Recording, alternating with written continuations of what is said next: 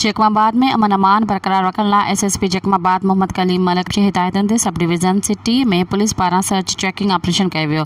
शहर जे मुख़्तलिफ़ हंधनि ते वाक़िअ मशकूक होटलनि सराय गेट हाउसिस ऐं ॿियनि हंधनि ते सर्च ऑपरेशन कया विया आहिनि। पुलिस जी हिकु वॾी नफ़री जंहिं में सब डिवीज़न सिटी जा SHO DSR रेंजर्स ऐं ऑफिसर शामिल हुआ सर्च चेकिंग ऑपरेशन में हिसो वरितो। सर्च ऑपरेशन दौरान मुख़्तलिफ़ होटलनि गेस्ट हाउसिस सराय ते शकी माण्हुनि ते चकास ऐं तस्दीक कई वई, जिन में Subedar Sarai, Al Habib guest house, new Gulshan Sarai, Talani Sarai, green city guest house, Mehrana hotel, royal guest house ऐं रॉयल सिटी गेस्ट हाउस में ॿिया अहम मशकूक हंध शामिल आहिनि।